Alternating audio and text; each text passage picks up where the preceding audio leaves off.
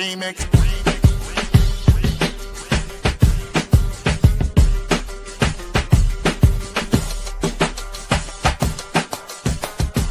Remix. Remix. Remix.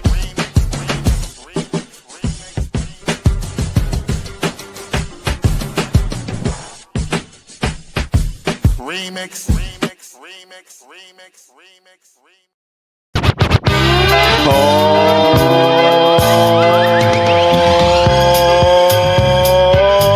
yeah. Welcome out. This is the Remix Morning Show.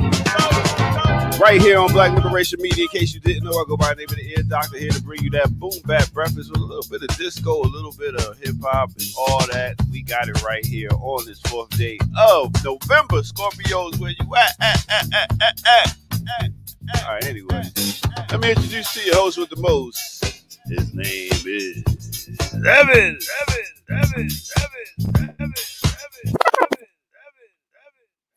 Look at that. You got the whole reverb all to yourself, man. I feel real special. I'm good, man. I'm tired, but I'm good. You know, happy to be here. Okay, feel like it was tired. time You must have been out in them streets doing some things. What happened this weekend?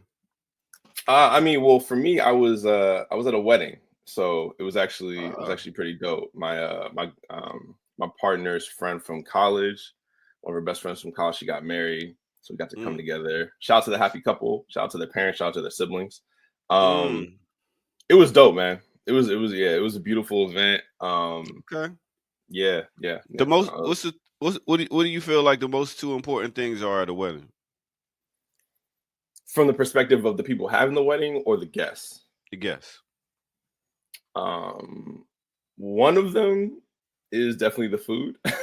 Definitely. That's number one. Definitely the food. And probably the DJ. Shout out to y'all. There it is. Shout out to y'all. Listen, that's why we charge so much, man. You can't have no wedding without a good DJ. Well, you can't have a wedding with a DJ. It might not be a good wedding. But one. A DJ really, makes sure the night goes along right, so you feeling the vibrations throughout the night. But that's cool. That's cool. It was dope. Yeah. So we supposed to have some other hosts coming, Anyway, since you asked me about my weekend, it was pretty cool. Wait a minute, we just had Halloween, right? Yeah, we did. I'm all out of the loop. Yeah, we did. Did you want to come to your house, or you the type to put your light off? If we were here, I would have had candy for kids, But yeah, man, the wedding was like we had to leave. We left like early Friday, so we were gone the whole thing, doing wedding events, dinners, and stuff like that. So yeah, I completely forgot the Halloween even happened this weekend. Did you do anything with your kids or anything like that? Nah. They know I don't get down. Nah, my son is 20. My daughter is 16. She went out with her friends. Okay. I was like, "Ain't you a little old to be going around getting candy from strangers?" But anyway, that's a wild thing. I did DJ a party, so that was pretty dope. And funny thing is, I didn't even realize I DJ'd the same party like 10 years ago. So that was cool. But I DJ'd for like 5 hours. They ain't even bringing no water, nothing to eat. That's bogus, man. You've talked about that before, and that's just wild. That's wild. It's wild to have somebody come be at your event. Y'all are drinking and eating, and then you have them that's messed up, man. I'm sorry that happens. Yeah, a lot of people don't realize the DJ is a part of the service. I'm the ones that wear all black, so you can't really see me, but you hear me. You know what I'm saying? Right. Fade to the background. Fade to the background. I walk in through the kitchen. I don't go through the front door all the time. This is what it is, man. Times ain't changed much. But yeah. So I'm seeing Dick Cheney has made his transition, huh? Rest in. He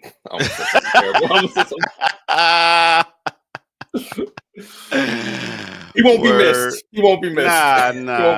Not on this side. Nah, that's yeah. Well, I mean, that's the dude that shot somebody, right? He did shoot somebody. He shot one of his friends. And I think his Oh, the friend hunting ended up accident. apologizing to Yeah, him for it. yeah. Wasn't it like a hunt? They went hunting and stuff, and he shot one of the suits. It was supposed to be a hunting accident. I don't Oops. know. Yeah. I don't That's like that nigga.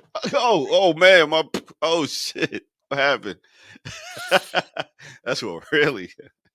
I mean, listen. Yeah. Don't be going out there with guns with people you don't trust. That's what I'm saying. What I'm saying. That's what it is. You know what I Yeah. used to do is I start calling people. I was gonna say, I was like, it was a matter of time before, I ended up here by myself, I guess. So, Yeah, yeah, but you know me. I'm just what don't can I care. say? All right, All right, let's let I me can take try. some time to highlight some stuff. Oh, wait, what are you gonna do? Oh no, we're doing this live. You know what I'm saying? All right. So I guess that means you didn't read the email that I sent at 2:00 oh saying that I couldn't get oh on this morning oh because. oh my bad, Renee. I'll see you later. I got you on live too. My bad. I'll see you later. Email. God damn, Renee and these damn emails, man. Just text the motherfucker. God Lee. Gotta check your emails. Gotta check your emails. Be up to date with Renee. Gotta check your emails. God damn. What's the matter with this do school? Renee older than well, no, she ain't. So, is it possible that you got an email from Kim too that we're missing? Also, No, I talked to Kim yesterday. okay. God damn. I just don't understand people. Welcome to the Remix Morning Show, everybody.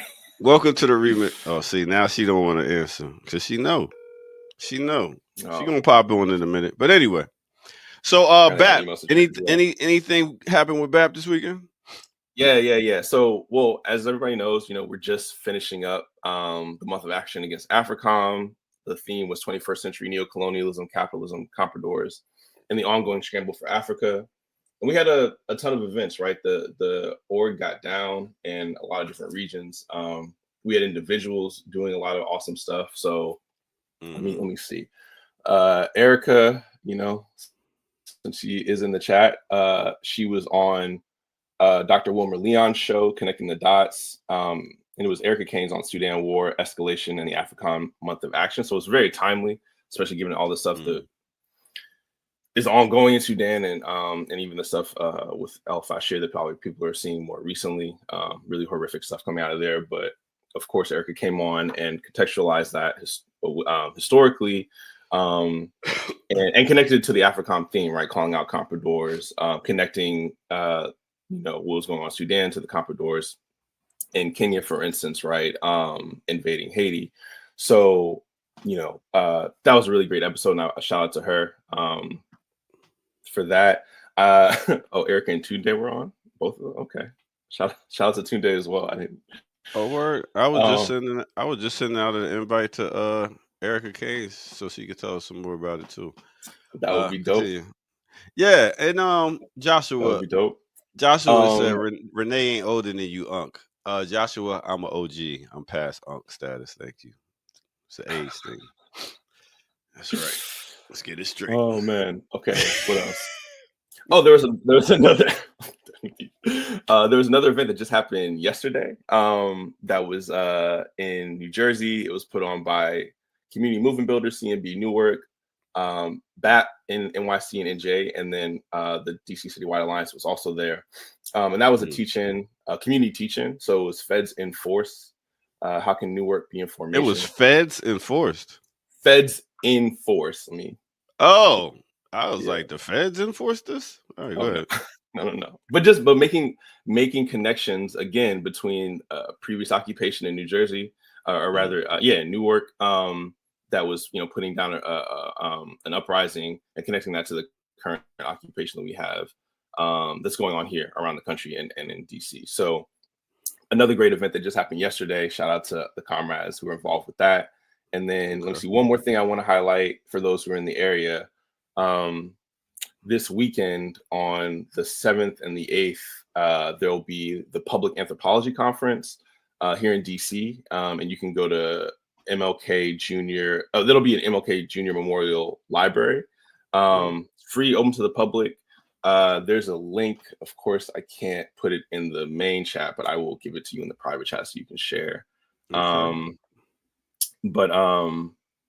Yeah, and that's gonna be dope. We're gonna, BAP DC is gonna go and not redo, but add on to our Arms of Empire teaching that we had done previously, and we'll kind of extend that into talking about the current occupation in DC right now. Obviously, connect that to public and private actors that are driving gentrification in the city, right, and all that good stuff. So, please come out to that. Let me I'll put that in you can register for the public anthropology conference.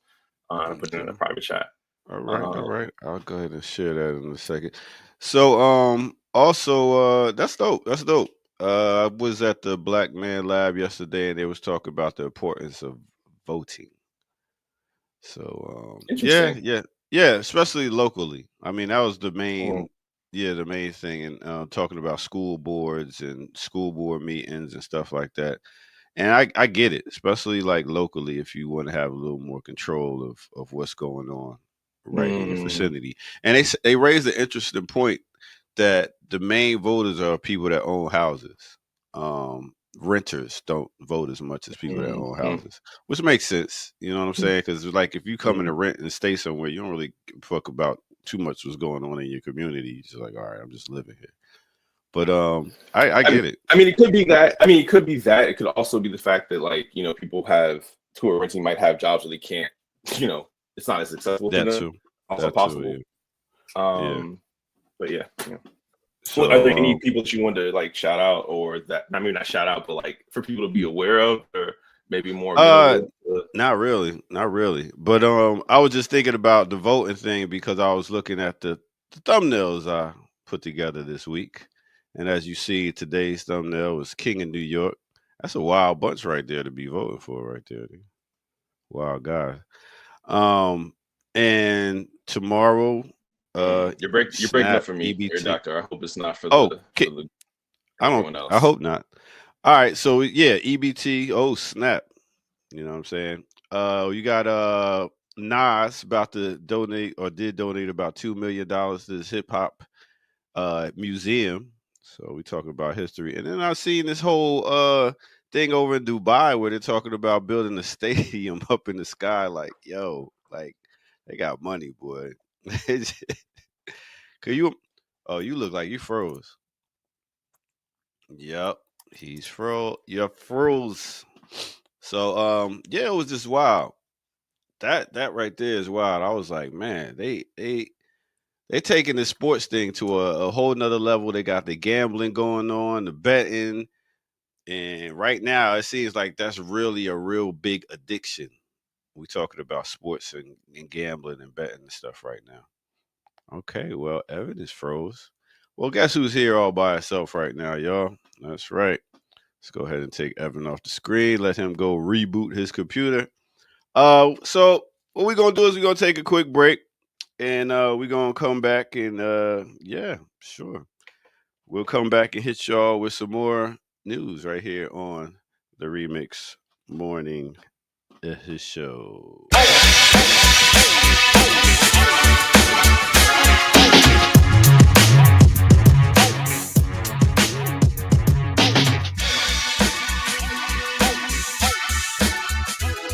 Yeah. What's up, everybody? Welcome out to the Remix Morning Show. Hit that like button, subscribe if you're new to the channel. Go to patreon.com, become a member over there, get footage that's rare, and donate where? At blkliberationmedia.org. Yes, we very much appreciate your donation. We are demonetized as a channel, so this helps us to keep it moving.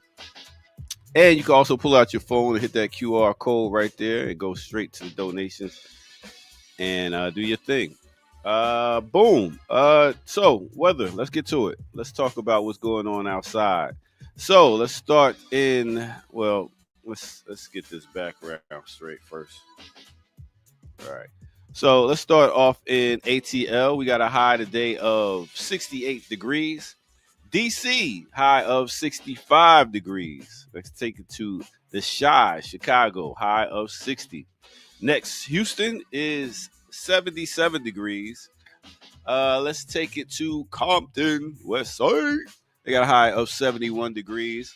And Hamilton, Bermuda. Big up to the Burmese over there in Bermuda.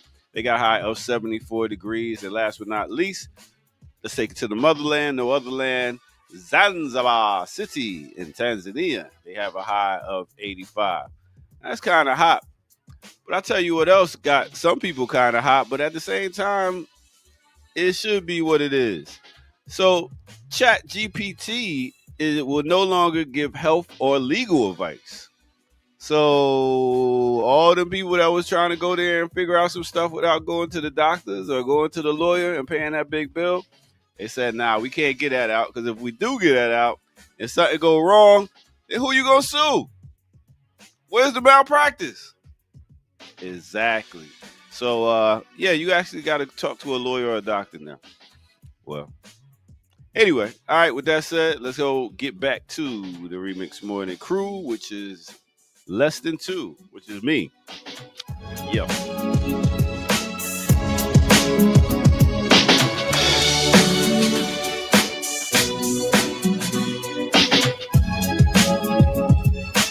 Oh, y'all thought I was playing. Nah, it's just me.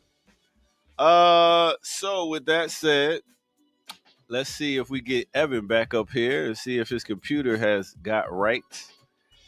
Let's see. Bam! There we go. Look at that. Right on time.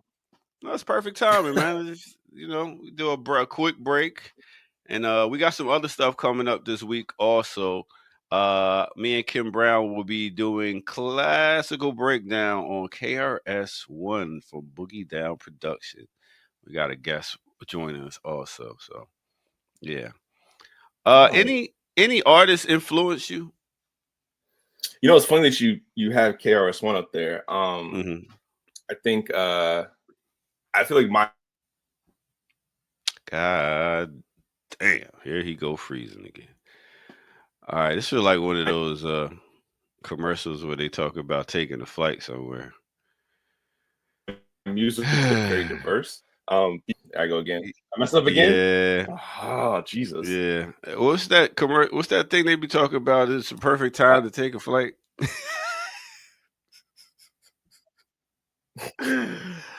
It's one of them mornings, man. Say. Yeah. Apologies, y'all. I took everything off the Wi-Fi and I don't know what's going on. I'm about to bring Zinzabel up here, man, because I can see that this. I see I need an astute host to come up here and talk about. Well, she always got a good internet, though. I can't front on her. She does. Yeah, but yeah, no. Okay, so like my influences, early influences in like high school, Mos Def, Talib Kweli, Black Star. That album was like big for me. Black on Both Sides was big. The Roots. Okay. What with Black on Both Sides, the whole the Mathematics, I guess, will be probably one of the number one songs for you. Or what was it? Yeah, for sure. Water. That New World Water.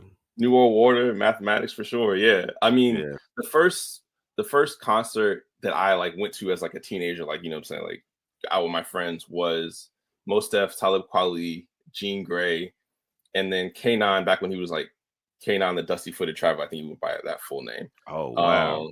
Wave your flags, K9. Exactly. Mm-hmm. I saw them in DC. I mean, that was really dope, you know what I'm saying? So I don't know, I feel like we were I was very lucky to like be kind of like Dead Prez, was huge for me. Okay. And I was in for high school at least, I was in a very affluent majority white school, so I feel like I needed that grounding. A white boy introduced me to NWA back in the day. Yeah. For real? Yeah, I moved down south and I was strictly East Coast in reggae. And this was like 91, and I was nothing but Shabba Ranks and Super Cots. And yeah, he played some NWA, and I was like, this boy playing this nigga. I was confused, like my girl Glorilla said. I was confused. Oh, man.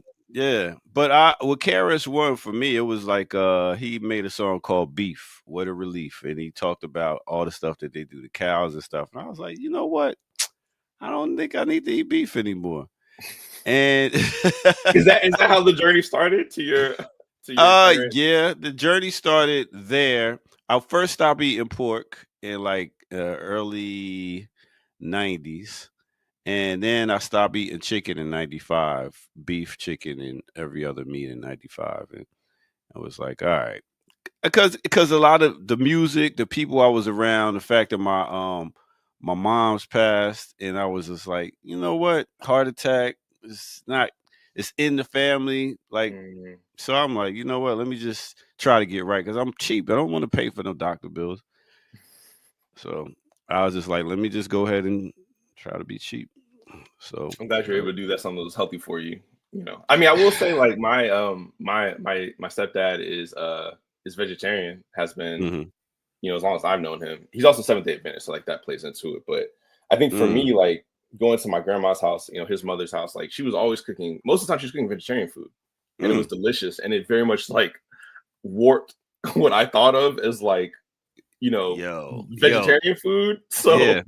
Yo, I ain't gonna hold you. When I was younger, I went to somebody else's friend's house and it was vegetarians. And it was Thanksgiving. So, I'm looking around. I'm like, I guess they're gonna bring in up the turkey later. I mean, maybe it's still in the oven getting nice and plump. And they said, "Oh no, we're vegetarian." I was like, well, "Excuse me." So all we gonna eat is a bunch of sides? oh man, but see And that's what how they look at, like, yo, Mhm. all y'all do is eat sides. So whenever we go to a cookout or something, it's terrible. It's terrible options for us. There's celery, broccoli that's uncooked. You dip in ranch. They got so much dairy in it. It's ridiculous. My grandma would throw down. So she would make like meat substitute Wellington. She would make like meatloaf. Like she had Wellington. like What? Whoa, oh yeah, whoa, like whoa, whoa, I'm whoa, telling you, man. whoa. I'm telling you, Bougie Bonton over here. I ain't even Wellington. Like that's Wellington. I only heard that on like And I Richie did. Rich, like when he was like, "I'll have the beef Wellington." We continue. I didn't. I love that dish so much that I only thought it was vegetarian. I was like older before I realized that it's actually a beef. Well, beef. That's like the original dish. Like I thought it was just a vegetarian dish, but Oh, it was man. good, man. It was So good. My grandma could cook. here's what I'm proposing to my kids. I was like, all right, so usually y'all celebrate the whole Christmas thing and stuff like that. I was like, how about this year we find a family, we pay their bills, because I was like, y'all don't really need anything. Y'all have everything y'all need. All it is now is wants. So let's go find a family that's in need, needs some bills paid, and let's go. We can still have our dinner. Let's still have our dinner because I feel like it's still a communal thing because I already transferred all these holidays to friends and family day anyway. So we still have our dinner, but the money we would spend buying gifts or whatever, let's help somebody out. And I feel like a lot of people are in need right now.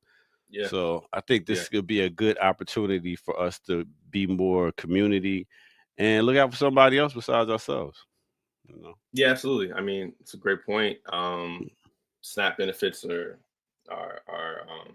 going away, right? People are really Listen to suffering out Paul there. talk about I got bills here, doctors, whatever. Listen, you are here on this watching right now. You all right. Like if you was really hungry and hurting, you would not be right here watching us. You would be out there trying to get some money. Stop playing. Ricky's in the chat too. You know what I'm saying? You are all right. Find my family. We in need. Yeah. Well, see, that's what I'm talking about. That's why you got to really go to the hood, go to the projects, go to somewhere and really knock on the door and have a conversation. Another thing I was looking at doing is having Sunday meals. So Sunday meals, I would get a couple of friends, and then every Sunday we would all get together, cook a meal, bring in somebody that does something, like say somebody that could teach you how to fix something, somebody that can teach you how to cook something, dance, somebody teach you how to salsa dance. Like every Sunday, bringing somebody, and for that hour, we all learn something. After that, we eat, drink, play games, do whatever. But it's all about community. And then maybe have a bowl on the table, and that way you can have questions, and you can just randomly pick questions and have conversations and stuff like that. Get away from the technology. So I think that's something I definitely want to get started, because we need community right now. We need to figure out ways to have conversations about stuff without Yeah. technology getting in the way. I mean, yeah, that's So- real, and I appreciate those ideas. I mean, I think community, like that kind of community building effort, is really dope. Mhm. You know, also encourage people to, like, you know, go get organized and like go work at like a food bank or something like that. Like, you know, people are going to need help. You know, Yeah. especially Yeah, like as trust. you know, as we move into the holiday season, right? And like, yeah, man, it's about to be rough. I don't know, man. Yeah, Like, because it's mad stressful for a lot of parents. They looking at other people, other kids that come and be like, I heard you getting the new PlayStation. It's like, PlayStation is like $500. That's like 5 bills for people. You know what I'm saying? Shit, it's wild out here, and you got to play like, okay, I got to keep up with the Joneses. That. I mean, but that's the thing. Like, we're not even. That's one level, but like, I feel like Mhm. we're at a much more fundamental level of like, oh, like my friends had like a big dinner for, you know, the holidays, and like we're not going to be able to do that. You know what I mean? Yeah. And yeah, I don't know. Like, it's going to be rough, and people are going to definitely need to come together to support each other. And what other person, do you ever go to a person's birthday party and give yourself presents? Like, that's the wildest thing when we talk about Christmas. Like, it's supposed to be Jesus' birthday, and we giving each other presents. That's the one person we be like, you know what? I don't think you really deserve a present, so we'll give each other presents, and you know, I had not. We'll talk I had about not it. considered that. I had not considered that. We'll talk about you, but we're not giving you nothing. That's wild. So let's consider bring it up with y'all families at home. Let's see if we can get some type of movement started where we could be like, yo, this is the time we help somebody else. Let's not worry about the little things we need. Let's pay some bills. Let's sit down and eat a meal, but all the extra stuff, the Gucci, Prada, Air Force Ones, and all that, PlayStation, relax. That's all. Not Gucci, Prada. Let the Birkin bags and all that, you know. All right, so it looked like it's just me and you. Let's see what we got. Let's see what stories are. You got something you want to talk about? I mean, I feel like we should go into the Snap update stories. You know, okay, Snap update. Oh, you can see them, huh? Look at that. I can see them. I haven't reviewed them ahead of time. I feel very underprepared today, so I apologize. Okay, hey man, listen, welcome to my world. I mean, I am usually prepared, but you usually got to pull a double shift like this. But you know, you gotta do what you gotta do. All right, so I'm seeing. All right, let's see. I'm seeing Snap updates. USDA tells grocery stores not to give discounts, and I keep getting these stories. And do the third one down. Snap benefits cut off during shutdown. That might do the third one. Okay, let me see if I can get to that one right there. Okay, Snap been shut down, and let them know what they should do while they're here. Evan, I'll pull this up. Like, share, subscribe. What's our? How many people we have viewing? What do we have? We got 198. We have one like. Say word. Wow. Damn. No, I'm sorry. I realize I am not. I am not Renee or Kamal. I'm not. Yo, but, man, none of these stories even want to pull up right now, man. This is wildness. So let's go with the Trump will pay 50%. All right, let's pull this one up. All right, so let's get this on screen. Bam. Okay, Snap update. Let's get it. Let's make this a little bigger here. Zooming in. Okay, Snap update. Trump administration will pay 50% of food stamp benefits in November amidst shutdown. So 50%, huh? Go to those bullet points. Can you read those for me? They're too small for me. Okay. Key points. Trump administration told the judge that it would be, what was that word? Contingency funds to pay at least some SNAP benefits during the ongoing U.S. government shutdown. SNAP provides food stamps to about 42 million Americans. The administration declined the option. U.S. District Court Judge Jack McConnell has suggested to make the full November payments for SNAP benefits by using money from the Child Nutrition Program and other funds. They don't want kids eating shit. They don't, man. They don't. And I did sad as fuck. Like, use the Child Nutrition Program and other funds. Where these other funds, oh man, they are wild for the night, yo. I mean, it's crazy because like there's money, right? Like there's definitely money to do anything else that they would want to do, right? But just not to feed kids or feed people. And I'm pretty sure that I was listening to some updates earlier, and I heard that Trump had some kind of like Great Gatsby themed Halloween party at Mar-a-Lago over the weekend as well, right? So like it couldn't be more stark, right? Especially like Great Gatsby, right? It's like the whole story is about like the Gilded Age, right? Where there's like this obscene amount of wealth, an earlier period where there's like an obscene amount of wealth within United States society, right? So like he's playing in our faces, you know, like quite literally, right? With that theme, as these SNAP benefits go off, as 42 million people, you know, go without food, right? Like he's partying, he's building a new ballroom, he's doing, you know, doing this, doing that, you know, and this I mean the contradictions couldn't be more stark, you know. And I just seen Mayor Andre Dickens is saying that he's not gonna let them cut off the power and stuff for the next month or two for people that can't pay their bills. So I guess they trying to. This is a wild time right now. This is a wild time. Like these dudes, they just don't give a fuck about nobody. But to take I'm like already the pizza and stuff that they eating in these cafeterias are terrible. Just to be like, you know what, they could eat scraps of all I care. Fuck it. And where's all this money going anyway? Like to war. To who's fighting Black and brown people? Oh my to AFRICOM. To AFRICOM. You know? Okay. To Venezuela. They're trying to, I mean, again, BAT released a statement a while back. Let me pull it up real quick. Okay. All right, so we could still talk about either shot. Also, see a story here talking about. Go the one about Lindsey Graham. Go the ones about Lindsey Graham. Lindsey Graham. Lindsey Graham. Yeah, that was a typo.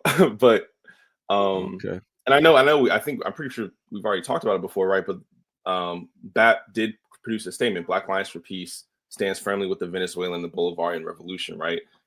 In the midst of, you know, this aggressive, you know, open war against Venezuela, right? So like that's where the money's going, right? The money's going for more foreign wars, for more destabilization, for more resource grab, right? In the case of Venezuela, that's where the money's going. And this piece about Lindsey Graham, right? Like again, like they're saying it very clearly how they feel and what they want to do. And the quote. Okay. So set this video up. What you say? Yeah. So the quote, if you go up, I think it. Okay. Yeah, it says Lindsey Graham tells Republican. Quote. Okay. So to those. Okay. The first paragraph. Oh damn! That's what he said. Yes. Yeah, I feel good about the Republican Party. I feel good about where we're going as a nation. We're killing all the right people and we're cutting your taxes. Wow. Trump is my favorite president. We've run out of bombs. We didn't run out of bombs in World War II. So to those who worry about these stupid interviews, don't worry. The Republican Party has figured it out. For me, that's how he sounds in my head. So let's go ahead and play this. Yeah. He recognized Jerusalem as capital of Israel. Why? Because if you got a problem with that, take it up with God. He's the guy that did it, not Trump. So I just want to say, I feel good about the Republican Party. I feel good about where we're going as a nation. We're killing all the right people and we're cutting your taxes. Wow. Trump is my favorite president. We've run out of bombs. We didn't run out of bombs in World War II. So, as a coalition of Republicans, some Baptist, some Jewish, we organize ourselves around principles that we love and we cherish. We love individual freedom. We love entrepreneurship. We love capitalism. We love Israel. We love the idea of Israel. We love the struggle they've been involved in. We love them, helping them because you're helping yourself. So to those who worry about these stupid interviews and far off places, don't worry. The Republican Party has figured it out when it comes to Israel. We understand that Israel is a friend of America to the bitter end. We understand that God blesses those who bless Israel. And where I come from, I figured that crap out when I was 6 years old. God bless you. Thank you very much. So disturbing. I mean, it's like, yo, he was off that brandy for real. Your man was saucy. Your man was, they was having their dinners. He was drinking. They was like, go up there and speak. He's like, fuck it. Let's go. Yo, this is really, you drink a little bit of that drink and you really become like who you really are. Yo, I can imagine the fly on the wall in the conversations like what we doing right now with this country is. Whew. I mean, but okay, so like he said it, right? Like everything they're doing is as planned as they would want to be doing, right? They're cutting taxes, killing all the right people. I mean, the way he's talking about Israel, right? Like this settler colonial Zionist entity in the midst of a genocide, right? And he's completely proud of it, right? And of course there's just like there's this intense anti-Semitism within the right wing, but what Israel stands for as an ethno state, right? A Jewish supremacist ethno state, European Jewish supremacist ethno state, because let's be real, right? Like it's not about Jewish people, it's about Europeans, right? Mm-hmm. Because when African Jews came, they're sterilized, right? So we understand that. And he's literally describing, right, as Ricky's putting in the chat, right? This is the US, EU, NATO axis of domination, right? Bare face, right? It couldn't be any more clear, right? And they're did I have this? I did that. Yeah. Thank you. So they're so clear and obvious about what they want to do, right? Yeah, and it's incredibly disturbing, right? But there's no need, right? They've captured the legislative branch, right? Or rather, they've captured the executive branch. They captured the judicial branch, right? Through the Supreme Court. Like there's no reason for them to play games or to kind of speak around it, right? They can speak very directly, and we should as well, right? So in the I put two things in the chat. Okay. The first one is the statement. Which you can pull you want me to put it up on the screen? Yeah.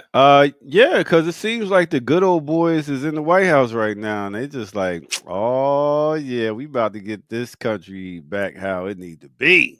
Production. Put these niggas to work.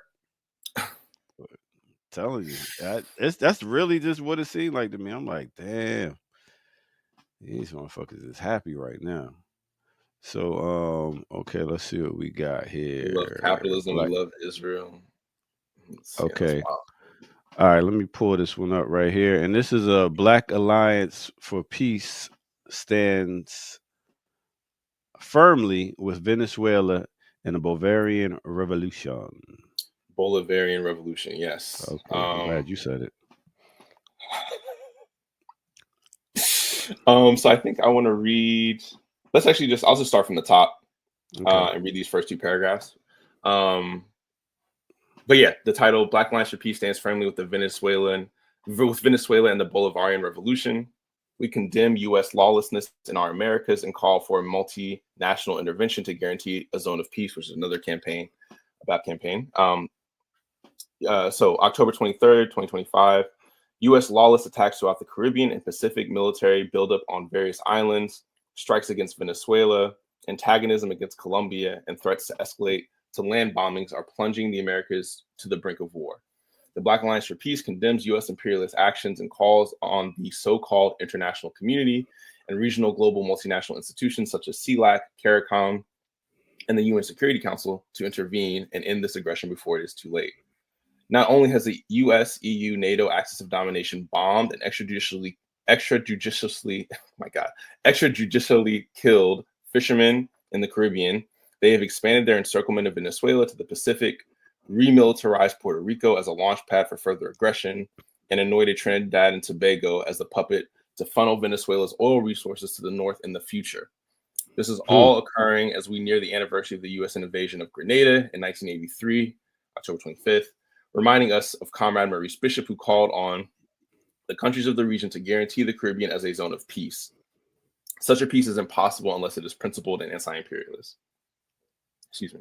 So let me see. I can. You know what? I'm gonna keep reading. I'm gonna keep reading this. Okay.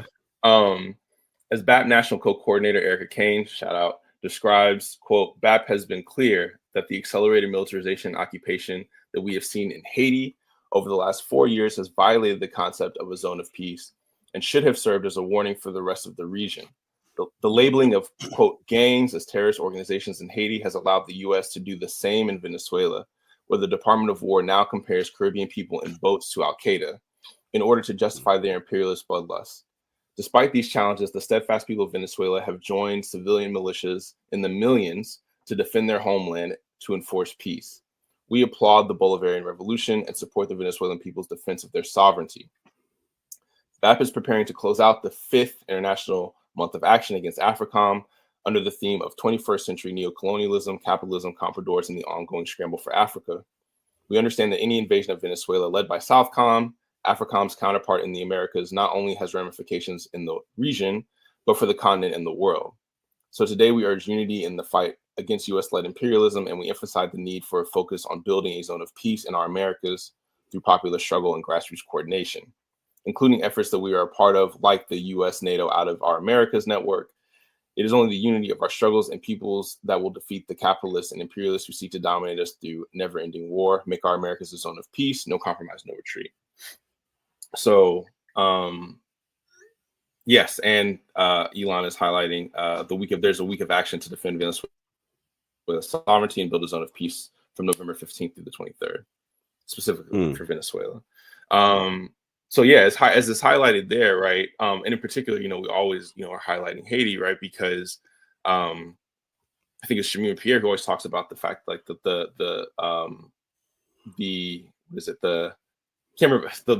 revolutionary or the revolutionary tendencies or the radical tendencies of South America end at or solidarity ends at the doorstep of Haiti, right? It's always okay to do whatever to Haiti, right? To do whatever to the first African Republic or first Black free republic, and in this hemisphere, and we can see that, like, again, like what they've been able to do in terms of framing everything as gangs or gang violence, right, is exactly the same kind of narrative that they're doing now to Venezuela, right? All of those people, I think, I want to say like more than, I know I'm getting this number wrong, but I feel like 30 plus, right? More than 30 people, not just Venezuelans, mind you, have been killed, right? And these are like fishermen, right? Some of these people have been ID'd as just fishermen who are being attacked, completely in contravening international law. So, and yeah, I want to highlight again another thing. Another BAP comrade was on. Jemima Pierre was on AJ with Mark Lamont Hill. That was a really excellent interview, yes. And she was very much contextualizing everything that's going on with Haiti right now. So yeah, I mean, these connections are, alive and well. And as we can see, right, from Lindsey Graham, like, they're very clear about this, right? But we need to be clear as well, right? Which is why these statements are so important, which is why the interviews that these comrades are giving are so important. So is it just a revenge thing for against Haiti, or do they have resources that? I mean, I think it will all, and Jemima Pierre actually, spoke about this, right? But Haiti will never be forgiven. Haiti will never be forgiven for having their revolution and becoming the first free Black republic in this hemisphere, right? So that I think that is it. That, you know, and I would agree with Jemima's, you know, assertion. Like, that is it, right? Like, at the end of the day, Yeah. you know, they Because will I'm like, always how have to many be of these punished. islands have like resources like that to be like, ooh, let's go get them? Like, now I see that they're probably going to try to go buy up Jamaica and go just make some extra side pocket money, Right. just Yeah. by And getting the real estate. yeah, it's both, you know, for sure, right? Like, there's obviously a material element, right? But I think that, you know, so yeah, which is clear with Venezuela with the oil reserves, right? It's clear, like, in Haiti, as resource grabs as well. But, you know, there's always like both, like, the material aspect and the ideological aspect, and we can't, like, ignore the ideological aspect. Like, that is important as well, and it's very important to them, right? To make sure that Haiti is always seen as, like, can never be seen as successful, right? Given its history, like, it's so Yeah. important for it to never be this beacon that it could be. Yeah. And, Because you know, it makes sense. and Gerald, It makes sense. Yeah. Like, the fact that they could be like, all right, we can always look and be like, you see what the Haitians did. Like, now they got their independence, they doing their thing, because it's Black Wall Street. You see what they did over there. So let's burn that down. Let's take care of them, so we can't even give y'all an example of how it looks to come together and fight against your oppressor. Yeah.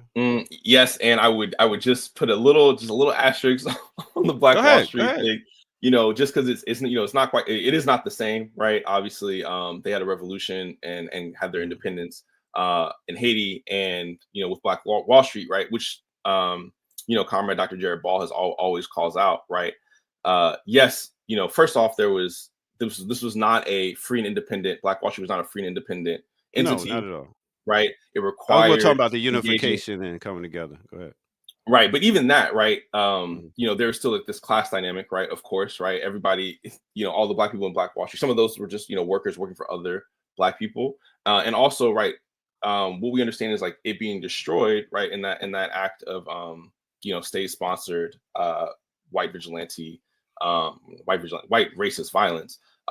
It was rebuilt after that, right? And it was, in the end, it was government policy that in the end destroys Black Wall Street, right? So the way the Black Wall Street is often held up is this kind of, like, marker for, you know, Black capitalism. All right, we just got to get our money together, right? It becomes very clear in its history that it's actually, you know, as Jared always talks about, right, with the myth of propaganda, Black buying power, like, we actually Well, need ain't to that really, if you're just talking about money? Well, if you talk about unification, like how Auburn Avenue came together and they got burnt down too. I mean, if you look at that, just the money aspect, I guess we could argue that. But if we're talking about people coming together and working together and unifying and trying to have something of their own, can we bring these examples up? I think it's, yeah, I mean, I think it's complicated just because of how intertwined these play, at least because we're internal colonies here, right? This is us carving out spaces for ourselves within the internal colony, within the imperial core in the United States, cannot be and is not the same as, you know, what happened in Haiti, where they actually were able to chase out the colonizer and get national independence, right? So yes, you know, in a way, right, we could talk about maybe how people kind of come together within these internal colonies to try to kind of create something for themselves, right? But it is far and away, right, what we saw in Haiti. Because you can't do that in America. You can maybe do it on an island, but I don't think you can do it in America. Like, I mean, like, you're surrounded. Even if you have your small little Black Wall Street, if you have your small Auburn Avenue, you're still in America. Like, you're outside. Like, even in Atlanta, you go outside 285, it's Trump. Yeah, absolutely. Which is why, you know, it's so important to understand that, like, these little enclaves are only a step, right? Eventually, we were going to have to take state power, right? Let's just call it that, right? And it'll look how it's going to look. But, you know, at the end of the day, right, like, these enclaves, right? If we're talking about zones, right? You know, in order for us to get to actually a liberated zone, as opposed to, like, at most what we could talk, at most what we could talk maybe is a contested zone, but even that I think is a little bit, you know, iffy here. But if we really want to get to, like, a liberated zone, like, it's going to take a lot more than a couple of, you know, bring our money together to do some kind of project, or even having some kind of supposedly insular community in the States, right? But we are, you know, the fact that we are internal colony says it all, right? And as long as that relationship stays the same, right, within this imperial core, within the imperial core, within the United States. Yeah, like we're not going to be able to fundamentally change the situation. We can only kind of forestall it, until revolution. Because it seems like the only way you can really have your own freedom is if you have a military, right? Like to stop people from coming in and taking yours. And like for islands, it will be the maroon colony. Like, you know what I'm saying? Like certain people will be like, nah, you're not coming in here taking over. And you can see coming on this mountain of Jamaica or these different islands, you can see intruders coming, but you can't really see it in America. So how could you even have a military? It's just I'm just trying to figure out this whole how do we get freedom, and then what is freedom? You know what I'm saying? I'm a little confused. I mean, for a lot of people, freedom is black capitalism. That's the problem. Yeah, for a lot of people. So, I mean, that's why we have to like engage, like, Comrade Neff always talks about like engaging the battle of ideas, right? We have to be out here. I mean, and we saw it with the, with the No Kings protest, right? Like, that kind of is a good example of the way in which, right, when there is just a unity of action and not ideas, right, you can have this kind of heterogeneous kind of collection of people waving American flags, wanting, just wanting to get back to quote unquote U.S. democracy, right? And of course, there were people, I don't want to diminish this, right? There were people there, with politics that are aligned with ours that were trying to push people in that space, right? Trying to radicalize people in that space, but overarchingly, right? Like that was the character, right, of that gathering. And that's going to, so that ideological clarity is necessary, right? So we know what we're talking about when we talk about freedom, right? Are we talking about, Black representation? Are we talking about even having like a people's mayor, right? Well, still within a capitalist imperialist state? Or are we talking about something much more than that, where we actually can have what we define as power, right? In Paca, where it's, not only can we determine, not only we determine the conditions, but we can defend them, right? To your point. So I would say that, right, like unless we have the capacity to defend, whether that's a military, guerrilla forces, whatever, unless we have capacity to defend what we create, or if we take land, if we can't defend that land, like, it'll be taken back from us, So like, of course that defense piece is important. The great philosopher and poet Karis once said, "You can't have freedom on stolen land." So what are we fighting for? That's true. What are we doing? I struggle with Karis one, man, because he did that. He did that nonsense with Eric Adams. But that's the whole thing. You can look at certain things somebody's did. They've messed up twice, maybe in their life, but it's funny how we forget all the other things that they did, of positivity, of bringing forth knowledge, of making sure that you kept the culture on your back. It's funny how we do that as a people. As soon as they do something wrong, we're ready to dismiss them and act like they're not a part of the history. Yeah, I mean, I would not say it would be dismissing the person, but I do think that people should be held within like their entirety, right? So yeah, of course, right?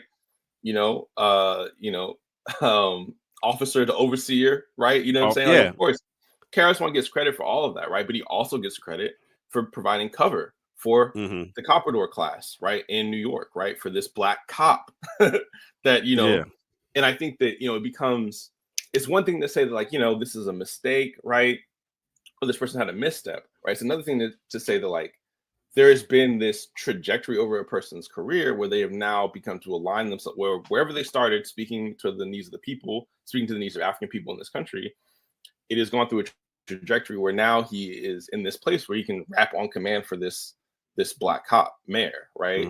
This clear comprador. And I think we need to like engage with that, right? No one's above critique, right? And yes, he produced, good things in the past, right? But like, what are you doing now? How is that influencing how your politics is reflected now, right? And like, he has to be held accountable for all that, So it's not about, not about throwing him away, but call him up to the front of the class and be like, "Yo, like what are we doing? What are we doing here? Like, teacher, where are we going with this?" No doubt. We got to hold people accountable. That was another thing we was talking about, definitely when it comes to voting and putting people in certain places. Like, we was even looking at like, okay, let's select one of the people in this room in the Black men's lab, and let's prep them for the next 2 years and get them ready for running, and put all our resources behind this person and be like, okay, This is who we got, and we gonna make sure we hold this person accountable. But it seems like the wild thing is, like, if you're even getting into politics, there's no way you can be revolutionary. In this country, that may Right. be the case, right? I mean, but like, even what you described, Mhm. how is that fundamentally different than what the DSA did with Mamdani? And we see where he is, right? Mm. So at the end of the day, like, we understand, like, money is how these campaigns operate, right? If you don't have enough money to play, you're not even going to get, Yeah. you're not going to be able to participate. Big bank take little bank. That's like poker. Right. So yeah, you can come around and coalesce around a candidate and push them forward, right? But unless that person is deeply intertwined as a part of movement, as a part of organization that's keeping them accountable, and they're gonna, you know, they're gonna continue to do that. You have the structure in place to kind of continue to do that. They bring those people with them into their cabinet, right? Then maybe you can kind of work something out. But even then, right? Again, I'm not saying that this is like, you know, end all be all, right? It kind of continues from there. But we see how, like, the, you know, the DSA is an example of like a organization that cannot hold its candidates accountable.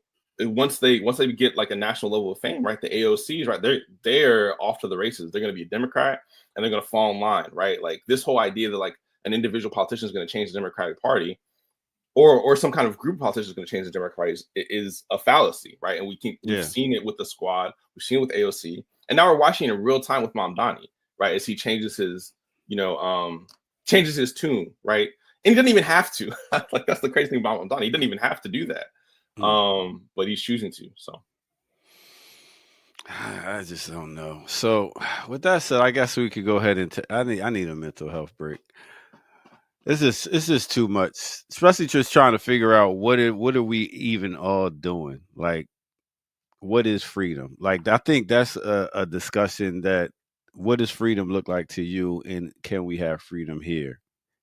And is it mental, physical, spiritual, all of the above, or what is freedom? Think about that as we take this quick break and come right back. Oh, what was you about to say? no, I was just saying, I have a thing about, if we're talking about freedom, it has to be holistic. So I have an issue when people, there's like a argument around sexual liberation all the time, right? And we've seen that. What is any type of liberation that's piecemeal within a settler colonial, you know, empire, right? Like, it isn't real freedom. It isn't real liberation. You're just getting a little bit of expression in this way that is still inevitably going to be gobbled up, right, by this wider empire that you're a part of. So until you get rid of the empire, until you solve that contradiction about being an internal colony, there is no freedom. There is no liberation, right? It's just, you know, a means to an end, or a kind of forestalling until you get to that revolutionary period. Well, since Evan couldn't follow the rules of waiting to this break to come back and talk about it, and I just asked everybody to think about it and then come back and tell us your thoughts after the break, I'll let the rest of y'all do that and think about what Evan just said. Right? You're gonna remix this shit. Like, yo, woo! Let's go.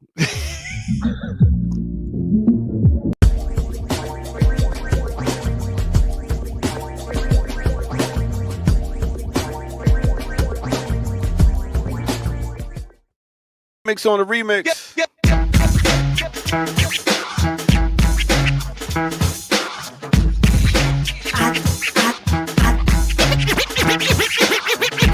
I don't ever try to tell myself, but you can see it in my eyes. Don't deny, I can't do no one else, but truth is in the tears I cry. It isn't love. Why do I feel this way? Why does she stay on my mind? It isn't love. Why does it hurt so bad? Make me feel so sad inside. It isn't love. All right, let me take you to a time and place. Let me take you back to the year of 1988. We talk about with New Edition off that album Heartbreak. Name of that song is If It Isn't Love, mixed with a little bit of the same year, 1988. This is vintage right here. We're talking about Craig G, dropping science off that In Control Volume 1 Marley Marl album. Yes, hit that like button, subscribe if you're new to the channel. Go to patreon.com, become a member over there, get footage that's rare, donate where? blkliberationmedia.org. Yes, go get you some merch while you over there. Rock you a nice hoodie for the wintertime that says the Remix Morning Show, that says Black Liberation Media. Because you want to be fly. You want to be fly. So with that said, let's get back to it right here on the Remix Morning Show. I'm dropping science. I'm dropping science. What was that? What was you just doing there, Evan? Boom, boom, boom. 50K, 50K. Hey, see? Rep that. I thought we had Kim coming in here. She just came in and just sitting backstage. I guess she's trying to get everything together. So, let's see. Look What forward we to got having it. now? No camera today. Okay, let's bring on Kim Brown. Okay. Hey, Kim. Hello. You pulling a Renee today? I like to shout out to the trailblazers. You see the trail that Renee has blazed. Like, listen, I don't like it. camera optional. Listen, Naka, I'm so foggy brain right now. I'm trying to be a team player. Good What morning, you was doing Evan. last night? Morning, I was Kim. living. I was existing. Oh, wow. You always asking me what you were doing last night. What was you doing last night? I wasn't hungover like you. Oh. Drink anyway. How do vegans get drunk? What are you getting drunk off exactly? You act like it's meat and liquor. Stop. Stop playing. It's vegan. Liquor is vegan. Stop. It is. I guess it is. Yeah, stop Nice. playing. Peace, good. chat. Good morning, chat. Yeah. So, Kim, how was your weekend? Weekend was splendiferous. Okay. You see, we was early talking about classical breakdown. We was talking about different places, different people, and brought up the fact that we will be doing KRS-One this Thursday at 11 o'clock. Yeah, this is going to be a eye-opening experience for me because, I have respect for KRS as an MC, obviously. As an MC, yeah. BDP also, but BDP came out at a time, I was very young, like I was like 7, 8 years old. I was aware. I love Love's Gonna Get You because it's a great storytelling song. Mm-hmm. Okay. So I'll look forward to diving into this catalog. All right. And yeah, me too. And before the break, Evan led us. We were talking about your thoughts of freedom. What does freedom look like to you, Kim? Are you free? No, not free. Okay. Well, in your utopia in your mind, what's freedom to you? Freedom, to have the ability to walk around the earth and not have any expectation of violence come upon you for any reason, for racial violence, for gender-based violence, just what I'm saying, just the ability to exist, and people not bring harm to you or not want to bring you harm, I guess. And I think the freedom, like, even if it's like, let's say, for example, like everybody had money in the bank, every bill was paid. Guess what? We're still breathing poison air. Are we free then? We're still drinking poison water. Are we free? So I think we are very far away from freedom, unfortunately, if we, thinking of all the different ways that we deserve to be free, and then just to see in all the ways that capitalism has enslaved us. Do you think we could be free in this ongoing technological driven country we in? That's why I'm looking up at 3i Atlas, Doctor. You know what I'm saying? My niggas is on deck. You see him up there, styling, profiling, blinking, stinking, cloaking, joking, smoking. Shout out to all my 3i Atlas people, all my star seeds out there. Our folks is coming either to get us or they're coming to get the whites. Either way, I think there's a resolution soon impending on the horizon. Oh, okay. So Dre says he's gonna write this one last time. Dre without freedom is not liberation, and liberation is not freedom. All right, I'm gonna start writing this. So freedom is not liberation, and liberation is not freedom. Your thoughts on that? Come on, man. I just told you I was foggy brain logging on to Well, the let's go with Evan. Yeah, Evan, go with what's your thoughts on Evan. that? Give us the smart guy answer. Evan. Besmirch Let's us, go. Evan. I mean, like some level, at some level, I feel like this is semantics, right? But like what we are talking about is liberation, like fundamentally, right? And when we, and yeah, I think all I was saying before was like it can be piecemeal, right? So like this idea that I think what is inherent in maybe like a Black capitalist fantasy is this idea that we can have economic freedom without political, social, you know, whatever, or rather without liberation, right? And you know, it's very clear that that's not possible. So you know, and I think even like your point about like this in this new technologically driven world, right? Is it the technology or is it capitalism, right? Because if we exist in a socialist or communist situation where production with the gains of society, including technology, the things that people produce were used for the masses of people, were owned by the masses of people and used for our benefit, we'd be all good, right? But the problem is that we exist in a capitalist political economy where those collective, what is collectively produced, that in this case technology, is used for the ruling class, right, to their benefit, to be able to sell us things, to be able to advertise to us, right, to be able to scrape our data, you know, so to be able to, you know, kind of better understand us and indeed maybe predict what we're willing to buy or spend our money on, right? So yeah, I mean, I did like I do think like we get kind of not confused, but misguided, or by following, you know, the elements, right? Like, you know, like a technology as like a particular kind of discrete thing, and thinking that that's the thing that's like driving how our lives are kind of operating, but it's very clearly not, right? It's the political economy we exist under, right? So I think that we have to kind of zone in on that or hone in on that. And yeah, if we want liberation, we're going to have to struggle for that, you know, collectively in an organization. I'm kind of leaning towards Marcus Garvey when it comes to freedom. Like, I really don't think it's going to happen here. Like, I feel like we got to go make it happen somewhere else. It Think we go seems like someplace else and the U.S. Empire is going to let us have that? I mean, when we talking about possibly some places in Africa, maybe like where what's maybe About the AES. Yeah, somewhere besides here where we're looked at as okay, Black people, this comes first. Like, yeah, I mean, so I feel that, you know, I get the desire, very understandable, right? Like, just, you know, wondering if we can just leave and go someplace else, right? Like maybe it'll be better.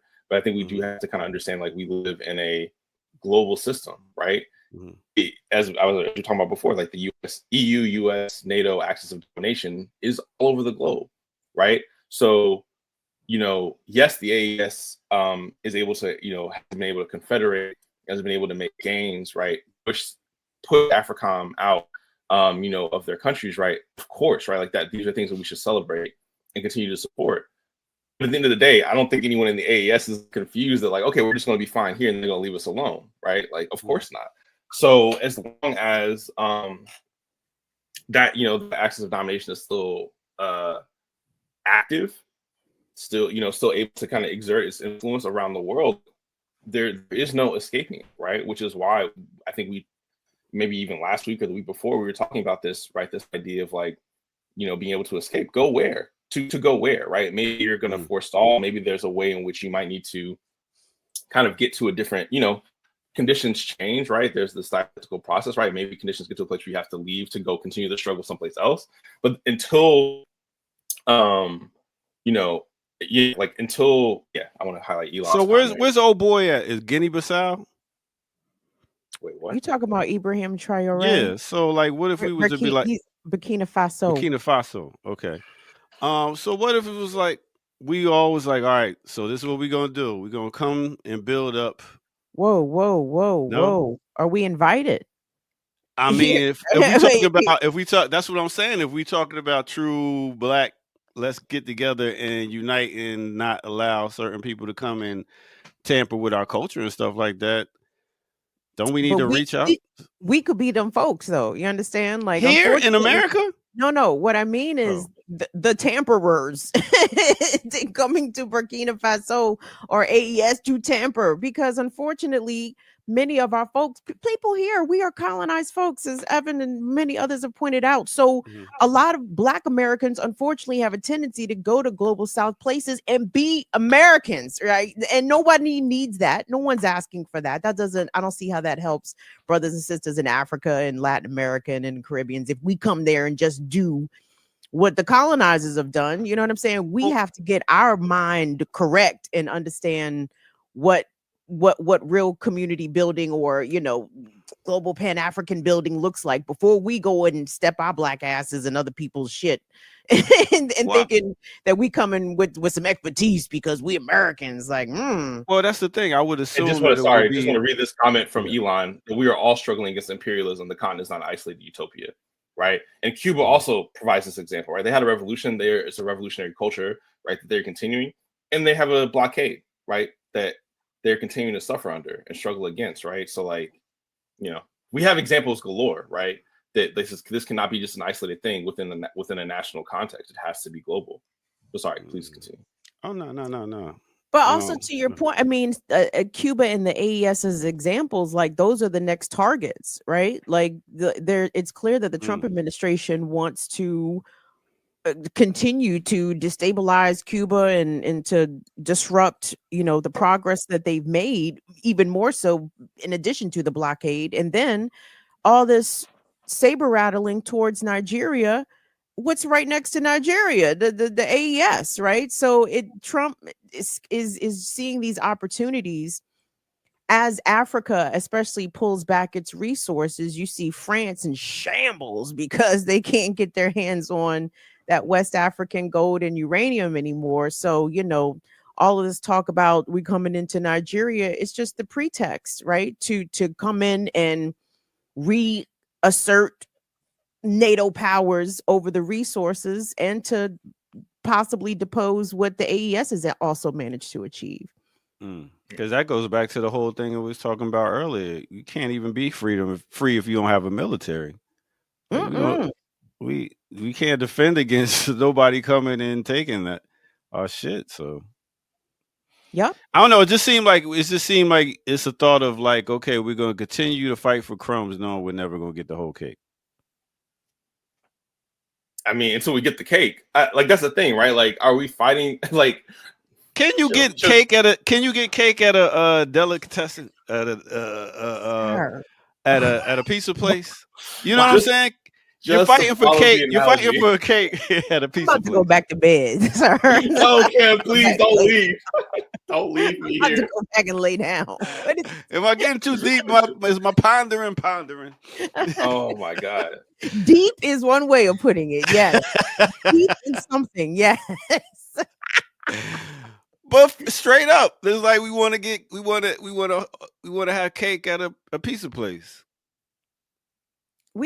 Listen, I want white folks' foot off of our neck, period, point blank. And I'm sure even white folks want white folks' feet off their neck. So we all got to rise up as a class, I suppose, and get together and overthrow some shit. But we got to overthrow it right now, doctor, because it's kind of early. I've only had one cup of coffee. I saw the two brums up here. I said, "Oh boy," and then I saw I had 2 missed calls. I said, "Oh boy," and then, but I was listening to y'all, and I'm like, "Listen," I said, "That's right. I did used to like to listen to men talk until I did not like to listen to men talk to each other. But then I said, this is pleasant. I enjoyed it." It's OG and a young Unk up here. Damn, Evan. He done Unk. He's a young Unk, ain't he? I mean, age. A young Unk might be appropriate. I need to kind of get. I am a younger uncle. I'm okay with that. You know what I'm saying? I don't want to be one of these dudes who's like, trying to fight to be in his early 20s, pushing 50 or something like that. I don't want to be one of those guys. So I am my age. It's all good. Okay, I did see another story that might DC Council to vote on extending juvenile curfew zones. You want to talk about that or no? Fuck, yeah, We check it can, out. yeah. Okay, let's pull that one up and because curfew zones. So this is basically if you are in a certain area, you can get pulled over or get a ticket or get locked up. That's what a For curfew zone kids, is. for It's crazy, children, allegedly. And so there was crazy. an incident Friday night down at the Navy Yard. There's video out showing National Guards and jackbooted thugs chasing teenagers down. And drunk Judge Janine Pirro has been saying, we gotta tighten the laws on these teenagers. We gotta start being able to charge 14-year-olds as adults or whatever the fuck she's That's how talking she about. sound. So to me, That's a good my voice. drunk is not good enough, but she definitely sounds drunker than I would love to know the concoction that Judge Jean she's on because it's like it's alcohol. I'm like, what is this? Is this scotch and Xannies? What am I looking at here? So anyway, long story short, they're talking about all these violent kids. They ended up making a handful of arrests. I think one kid had a knife. It was another kid arrested for disorderly conduct, and another one, a couple of two arrested for being out after curfew. I said, "This is the violence." I said, "This is you needed 50 fucking cops down at Navy Yard to make 4 arrests, and nobody was carrying a gun, nobody got shot, no property got damaged. Wow, way to go! Excellent use of resources."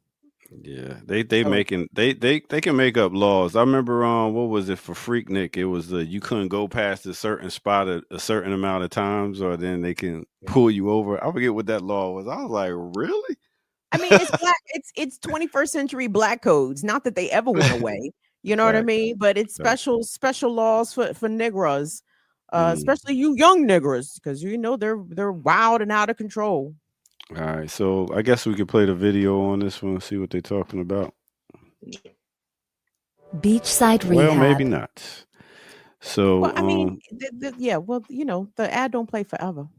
okay, so here's what I'm gonna do. I'm gonna go ahead and start playing it while it's over here in this joint. Can you still?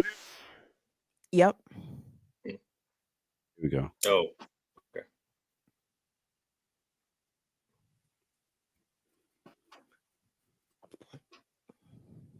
Police say 18 teens were stopped during that first night of enforcement. And tomorrow, the D.C. Council expected to discuss whether to extend or modify that order. Fox 5's Maureen Ume is live at the Navy Yard this morning with the latest on this. Good morning, Maureen.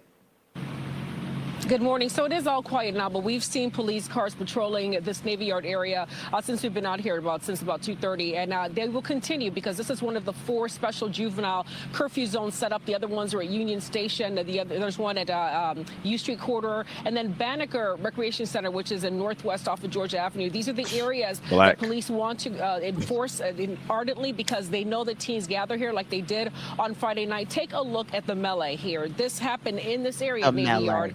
About 100 kids, maybe more, gathering there, causing a lot of trouble, violence, and of course vandalism. This is Navy Yard again. Fights broke out. Police had to call in extra units. Police say 5 people were arrested, including 2 14-year-olds, a 15-year-old, a 16-year-old, and an 18-year-old who was carrying a prohibited weapon, which we heard was a knife. Additional arrests were also made by Metro Transit Police, and an MPD sergeant was assaulted while trying to restore order. Here's what one resident said about what happened. We're terrified. We just like to, everyone wants to live in a place that's peaceful and we can just go out at any time and feel safe walking our animals and, say hi to friends. Get lattes. But even tonight, I feel like most of us locals are not really even going out to celebrate Halloween because we're so scared just watching the news and seeing what happened yesterday. I've been bopping around this area for quite some time, and I'm not from the city. I'm from the outer burbs. I'm telling you, have I been around and they've started letting off shooting? Yes, but does that preclude me from ever being afraid to be anywhere in this city at any time? The answer is no. Evan, you're a Washingtonian by birth and by raised, and closer to the use. I'm sure you experienced a lot of these targeted laws, curfew enforcement, etc. Talk to us. What do you think about what this looks like right now for these kids? I mean, yeah. First off, I want to say that like these are children, and it really disturbs me the way that this is framed, and spoken about, right? Because I have a 15-year-old nephew, right? I have worked with kids in high school, middle school, all this, like these are children, right? And these are children being chased by grown men, mostly, I'm sure, right? Or adults in uniforms with weapons, right? And I don't want that part to get lost because that is like incredibly important, right? Um, so that's the first thing. Second, this entire video was just dripping with the internal colonial context that we were always talking about, right? Even in the places that they focused on, right? Navy Yard, Union Station, U Street Corridor, right? These are all places where that are like commercial centers in some way, right? For DC, right? So what they're doing is that they're ensuring that they're using the police and the military to clear these spaces to make way for people like this woman who wants to be able to walk with her dog, right? You know what I'm saying? And she's supposedly from here. I doubt it. She's probably a transplant, right? So she can feel safe, right? So she can feel safe to buy and like engage in commerce, right? Like that's what this is all about, right? And to kind of discipline and push these push the quote unquote natives, right, which is how they think about us, right, out.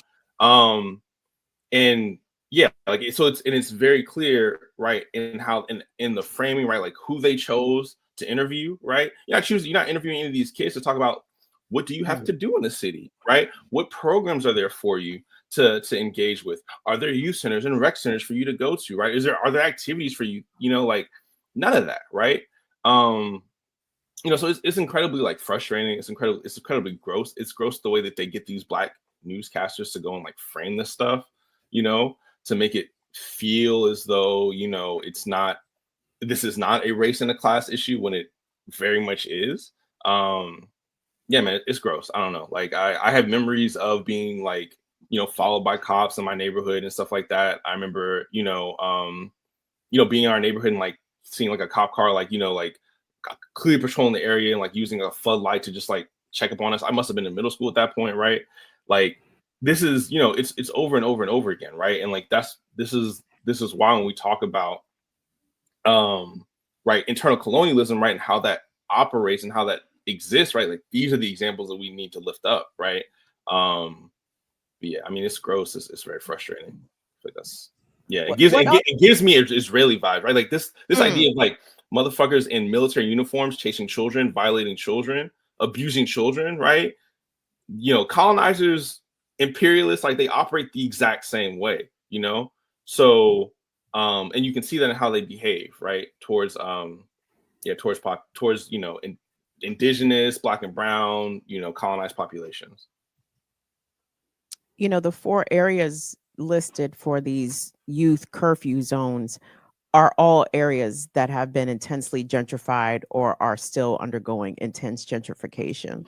And it's about making these spaces comfortable for white folks and transplants, as you said. But Mayor Bowser and I think it was Councilwoman Brooke Pinto, they had similar comments to the tune of, parents, why don't you know where your kids are? Or parents, how come you don't know where your children are? I'm thinking they made 18 arrests for violating curfew. There are tens of thousands of youth in this city. I'm sorry, 18 does not sound like youth out of control to me. It sounds like a handful of kids, out and about. Not, but simply them existing is enough for them to be criminalized, right? Simply them being outside past 12. And listen, I have my own theories on parenting or whatever, but I also know that just because you're out does not necessarily mean that you are causing trouble or doing anything wrong. So it's the framing of the media as like the youth violence and the youth criminality is so out of control in this area is just really feeding into all the bullshit that Trump is espousing. But again, Republicans and Democrats espouse this Black youth criminality rhetoric, these dog whistles, to continue to get people to support more militarized and a bigger police presence where we live, and it's wrong. Yeah, no, absolutely. I mean, and it's important to kind of continue to call out that these are overwhelmingly Black Democrats that are in control of this city, right? That are doing this, working lockstep, with the federal government, the supposedly, as they say in their words, fascist government, right? That they're just working hand in hand with, or hand in glove with. And yeah, I mean, yeah, like again, a piece on the training, right? Like we highlight the Deadly Exchange Program, right? This program that allows U.S. forces to go to Israel and be trained, right? Use the exact same techniques that they use, they use in Israel, right? Way back when George Floyd was murdered and that public lynching, right? The knee on his neck, it's the exact same. It's the exact same method of quote unquote restraining or just killing someone slowly, right? That the IOF uses, right? So yeah, man, I mean, these connections are numerous. We can never lose track of the fact that these are Black Democrats, like Bowser, that are doing this, right? And whether it's Democrats or Republicans, right? No one, reduces the police force. No one reduces the military. Like that is not a conversation that's happening, right? Because these are two wings of the same bird, two cheeks of the same ass, right? However you want to describe it, right? Like, and this is how they operate, further pushing each other, right? And we've seen over many years, right, as the Republican Party moves further into the left and more into its, overt fascist bag, right? The Democrats followed them, right? And we got with Kamala Harris when she was running her campaign, having the most lethal military. You're right. What was that military going to be used for? Abusing and killing Black and brown people here, and abusing and killing Black and brown people abroad, right? Whether it's the policification of the military, right, or having the police, police in this country like go to other countries like.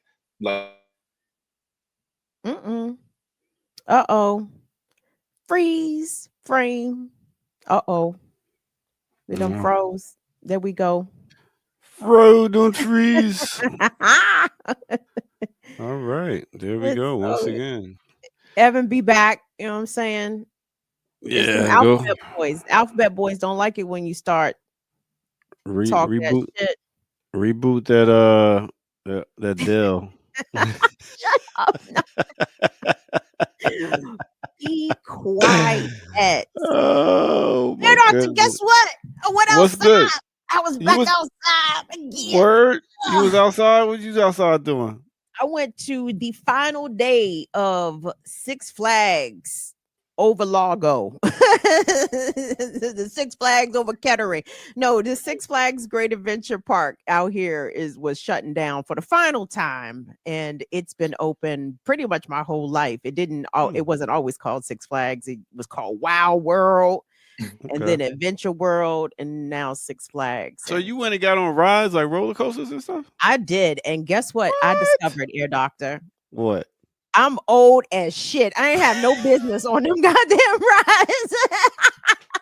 You was having heart palpitations. Oh, yes, that's exactly what I was having. Say that. Say it again. Heart palpitations. That's exactly right. Yes. I ain't had no goddamn business. It was like, you get on the ride, you be like, what am I thinking? Who I'm too old for this. You're doing Danny Glover's. I'm too old for this shit. And then you had to stand in lines and stuff. But did you use your ability to my ability to levitate? Yeah. What did I do? Levitate over the line? No. To the line. I don't want to call it a disability. I call it an ability. I mean, I love it. It's totally an ability. I have the ability to no, let me shut up. But no, I don't. I guess I could and maybe should, but I do not. Yeah. Is there like a shortcut on the line if you're visually impaired or if you have a disability? Why not? Do it at the grocery store. Where? The grocery store. They have a special line for disabled people. Yeah, it's called parking. Okay, but that's parking right up front. I don't drive. I'm just saying they got something for do you call it handicap? So what's the proper word? Handicap, disabled, what? People first language is typically What? used, right? So I'm a done. person with a disability, right? So the person is not disabled, right? They have a disability, or they live with a disability. Handicapped is definitely falling out of favor, so I would not use that. Kim, do you So have what's any the preferences to what's the how? new one again? You can't say female no more. What's the new one? It don't stop them though. It don't stop you from saying female do. Can't even keep up, man. I can't keep up. Fly females, put your hands in the air. Yeah. Anyway.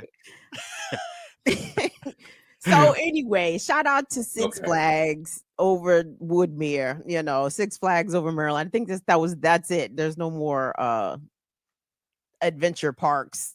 What's it called? What Great is it? Adventure. No. What's the overall word? Amusement parks. There's no Amusement more parks. technical amusement parks in the state of Maryland. But shout out to everyone. If you used to go to Wild World, I mean, I'm sure I'm not the only kid who almost drowned in the wave pool.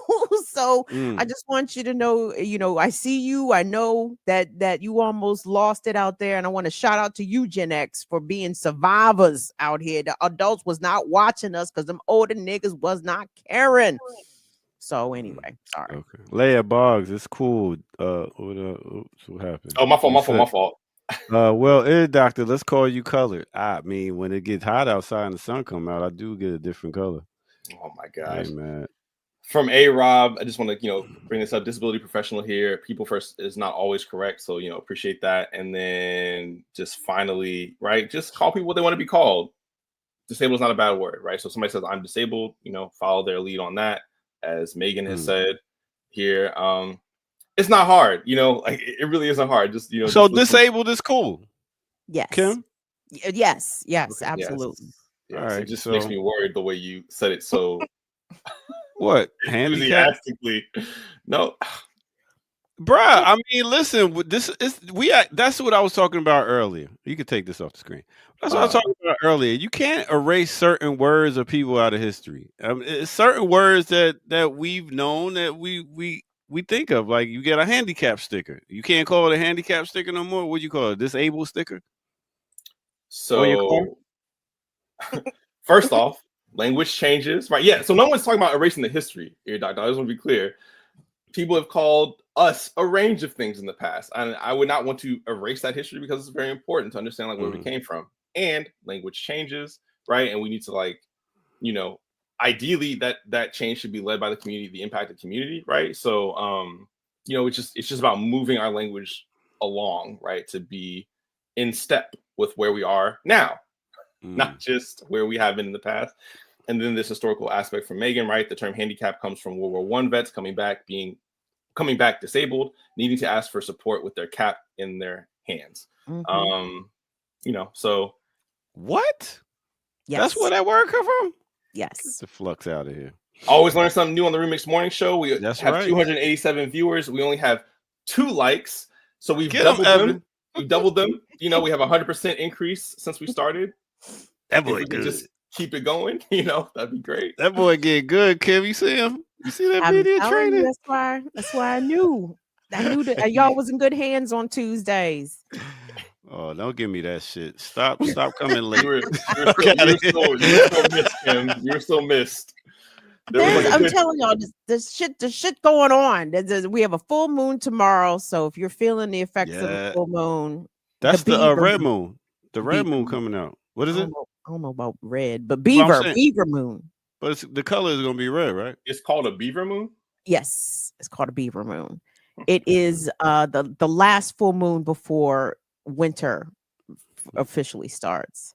Okay. Yes. And it's supposed to be a super moon. I don't know about red, Doctor, but The color is supposed to be reddish. That's okay. what I see. All right. Well, I mean, I'll be on my space. I'll be on my outer space shit too, Kim. I know. Yes. Don't leave me out. Where? not Evan though. He don't believe in none of that shit. But I'm telling you, whatever's going on with 3-Eye Atlas, I feel is having some effects. You know what I'm saying? I feel like because the sun is very active right now. There's a lot of solar flares. There's a lot of sunspots. It's throwing off the Earth's magnetic sphere and shit. and 3i Atlas is up there, y'all. At the end of the day, we have visitors. Okay. Kim, how long is this 3i Atlas stuff going to be going? Like, how long is it going to be passing or in the? I just want to How know. does he's basically saying how much longer is this Uncle Tomfoolery? Well, here's what the Bryce. trajectory. The trajectory suggests Cut that that out. 3i Atlas is going to make its closest pass to Earth's December 19th. Okay, so it's already made its trip around the sun. What the astronomers call a perihelion. It's already come around the sun, but when it came around the sun, it has done things that the astronomers and the scientists have not expected it to do. Because it's not behaving like a comet, because it's not a comet. Okay, it's not a comet. If it was a comet, the shit would have fell apart when it went around the sun, because the sun is very hot, obviously. But 3i Atlas took the sun's heat like a champ. Took it like a champ, and it's still bopping around. So around December 19th is when they expect it to make its closest aspect to the Earth. However, they expect it to keep going out of the solar system. They expect it to be part of this astronomical lineup. So there's going to be a point where the sun, the Earth, Jupiter, and I think one other planet in 3i Atlas will be fully aligned. But to me, that is assuming that 3i Atlas is going to keep it pushing past Earth. Why wouldn't he stop and say what's up? like they're making all the signals as though they want to be noticed, right? They are illuminating, deluminating. I saw a clip yesterday that there was like a radio signal that was sent out, and it was make sure that it was timed to be picked up from, the northern hemisphere to the southern hemisphere. In my opinion, 3i Atlas is saying what's up. So I don't think they're going to keep it pushing. I think they're going to get to Earth and park. But Kim, if you was flying over a ghetto, would you be like, I'll stop and check it out? Of course, because it's always a good spot to eat. like Earth is a ghetto to them. Like they just like, let's keep it moving and just Earthians. But see, I think that we are not the most interesting things on Earth. I think that there are likely other life forms that perhaps that are already on this planet, like whales, like bears, like there are other, semi or sentient animals, depending on your perspective. Some people believe that elephants are really sentient. So in my opinion, they might come by to say what's up to their other folks. They may not even be worried about what we're doing per se, but I can't see them not stopping. Why wouldn't they stop? They're letting us know that they're up there. So, Christmas time should be fun. we should have a very interesting Christmas week. All right. Well, let me just pull this story up since we're so deep in aliens and stuff. What's up, Chad? I know I'm not out here on an island because I know y'all are thinking rational people. Hey, listen, the science is the science, man. It is what it is. Like there is no making this up. This isn't some far out thing. Like this is actually happening in our lifetime, which is pretty remarkable when you think about it.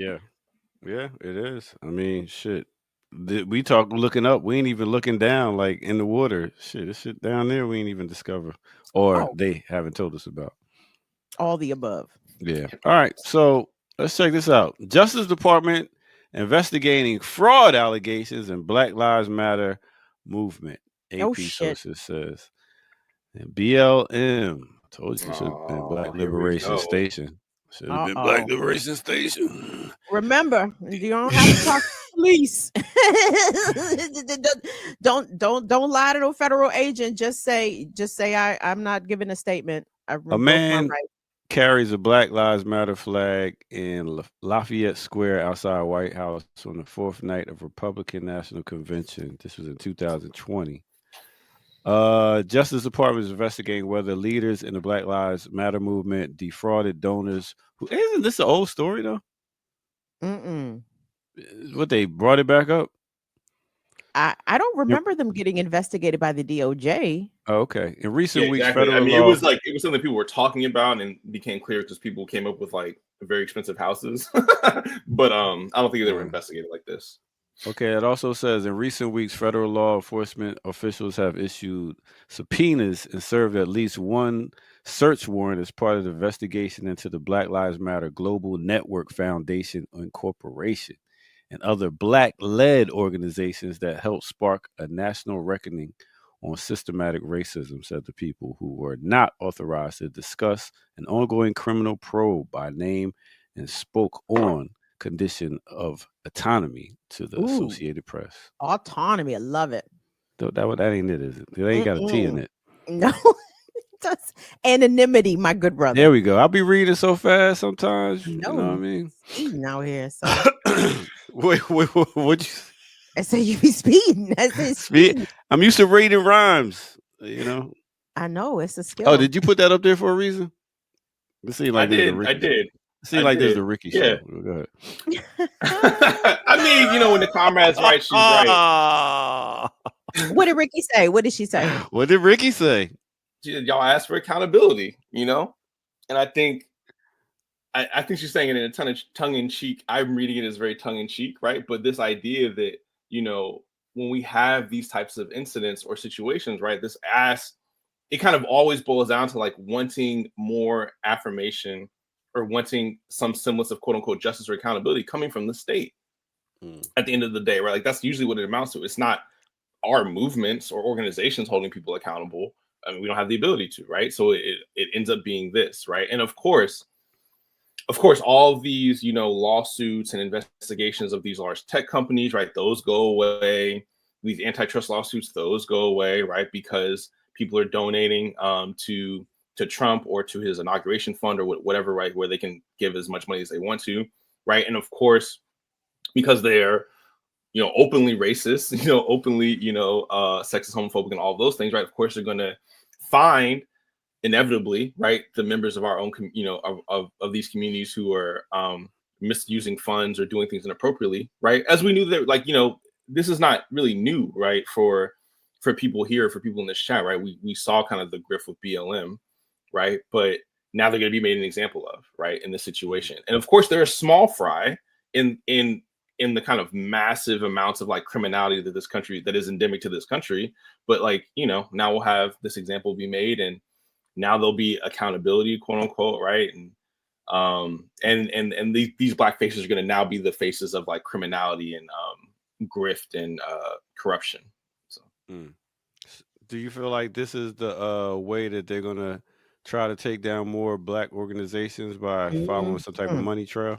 Yes. I mean, yes, maybe, but here's the thing, right? Like, because we do not have power, because we do not control the law, we don't make the laws, we don't enforce the laws, right?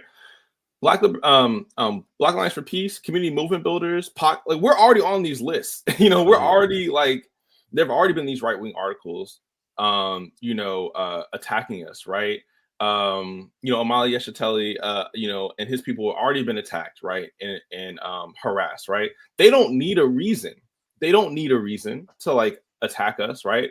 But this is, of course, will be used, right, to kind of create the reasoning, right? But at the end of the day, I can't remember which executive, you know, security memo this was, right? But like being anti-American, being against like quote unquote American values is enough to be called a terrorist, right? So, you know, I mean, this is maybe an example, right? But like, they don't need this air of legitimacy to be able to attack our organizations. They already attack our organizations. They will continue to. I feel like, you know, maybe just laying the groundwork to be able to do that more efficiently and effectively. And we're going to need to be able to defend ourselves as much as we can. Okay. Sounds like if you stay separate, and as soon as y'all start trying to unite with other organizations, that's when they be like, I don't know. It'll be interesting because I have a feeling that the Black Liberation, no, I'm sorry, Jesus, all these acronyms, all the goddamn same, the BLM Global Network, blah blah blah. Did they incorporate it, or they created it as a different kind of legal entity? I'm not sure if it's LLC or corporation or whatever. My guess is, I mean, these are a bunch of learned Negroes, you know what I'm saying, who know how to do paperwork. My guess is that on paper they probably haven't done anything illegal. Is it likely very immoral and unethical, especially from our perspective, you know, contrasted with the amount of money raised versus, you know, what we assume that they may have dispersed, in which many local chapters of Black Lives Matter allege that, you know, they was not properly dispersing the money, especially relative to how much they were bringing in. But my guess is that they probably didn't do much illegal on paper, but because it's Black Lives Matter, because that is a target overall, and kind of like the umbrella of all these sort of freedom movements, regardless of where they fall on the political spectrum per se, because we know that a lot of those folks are democratically aligned or pretty much politically centrist or moderates or whatever you want to say. They're not on the same side of the scale as PACA, as BAP, as CMB, etc. But they're the one, they're the big game right now, or they potentially could be. So it's just another way to make Black people an example of the government, not even so much of the Trump organization or the Trump administration, because the folks in Florida were prosecuted under Joe Biden. So I guess this is just Trump's turn to take a swing at a Black-led organization, you know what I mean, that claims to be doing this kind of work. Go down the history books, I guess. Yeah. Man, so I mean, it's kind of like when they announced that gambling ring with the NBA players, and they're talking about, it involves the 5 mafia families and Chauncey Billups, and I'm like, I'm sorry, Chauncey is the mastermind. Yeah, he's rigging the tables and the dice. Why are you showing me Chauncey Billups? Chauncey Billups put all this shit together while coaching the Portland Trail Blazers. Is that right? Okay. Yeah, it's wild out here, man. We got about 10 more minutes left. We got 200 and almost 80 people watching. Peace, y'all. Yeah, so big up to all y'all out there. We need them thumbs up. We need them thumbs up. All right, so it's the part of the show where we're taking questions from the chat room. Oh boy.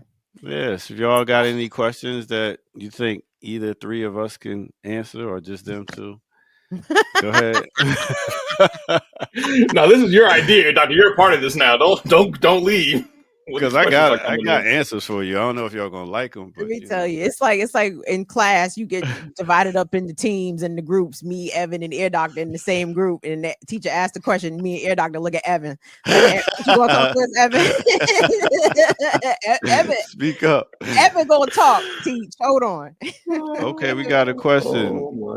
Yes, Ear Doctor, when y'all gonna do Master Ace? Master Ace just dropped a new project, which is actually an old one with new remixes on it. So that's a good question. Master Ace is definitely an MC. We need to give some love when it comes to classical breakdown, or even on one of these breaks, which is, speaking of, we're actually going to start on Thursday with a new segment on the Remix Morning Show, which is going to be Hip Hopstery with the dear Minister Server. Yeah. Who's going to give us a little bit of history. So I'm going to start bringing in people to bring in history lessons also on the Remix Morning Show, just to make sure we're fully educated.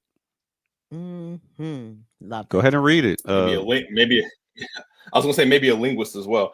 No, I just want to be clear that Kim, you hear what's going on? Is he ready? I gave him a month or 2. Is he ready for it? Well, you don't know where he's from, sir. I keep trying to tell you, the people around here is built a little different when it comes. Okay. Listen. First off, Kamal's now avoiding me with this Bryce nonsense. I heard that last time he was on talking about that. I'm gonna have to have a conversation with Kamal to call me out my name. I don't appreciate that. But just to be clear, BAP is Black Alliance for Peace. PACA is Pan. Read what it say on the screen for those visually impaired, please. Not just for those visually impaired, perhaps those that have walked away from the screen and just aren't reading the screen. See, he's still new. It's good broadcasting practice, but yeah, go ahead. First time watching, what does BAP and PACA stand for? BAP is Black Alliance for Peace. PACA is Pan-African Community Action. Sorry if I was just going with the acronyms. Let me help you one more time there. Star says, go ahead. First time watching, what does BAP and PACA stand for? Thank you, Star, for that question. There we go. Black Alliance for Peace and Pan-African Community Action. Oh, okay, there it is. Leia says, how long will that segment be? It'll be the same time as a regular break, 3 to 5 minutes. Looking forward to that. Yeah. Any more questions we missed? No. Mm-hmm. Wow. No Mm-hmm. questions? I guess we know it all.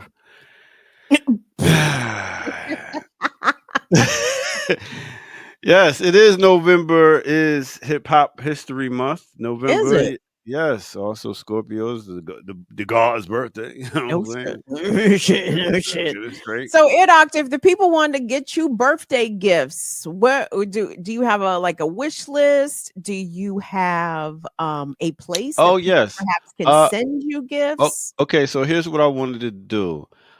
For my birthday, if you do want to send some love, I wanted to find a direct link to somebody that's doing real work in Jamaica. And I want us all to go ahead and Wow, donate and help somebody in Jamaica. So that'll be my birthday gift. Please do that. that's So beautiful. so if y'all do know anybody that has a direct link to somebody that's doing some real work in Jamaica, let's find that so we can post it and start, helping out. Yeah. Wait, when's your birthday, ear doctor? November 18th. Oh, you're coming up. Okay. Yes, sir. Yes, sir. Big 50. All right, let's see. Jay has a question. Any comment on ECOWAS? Oh, ECOWAS. Mm-hmm. ECOWAS? What's that? What that is? ECOWAS is them bougie. I guess they bougie. I don't know, Evan. What Jackie would call the comprador class, Yeah, maybe Comprador of class. Africa and economics. And I didn't realize ECOWAS was headquartered in Nigeria. And Trump is popping shit about Nigeria anyway. So go ahead, Evan. Yeah, please. Evan's about to tell y'all. Sorry, I'm just trying to pull up the actual. Oh, okay. Wow, he's trying to get his computer right. All right. So ECOWAS is The Economic Cooperative of West African States. Oh, okay. I'm guessing. That's a guess.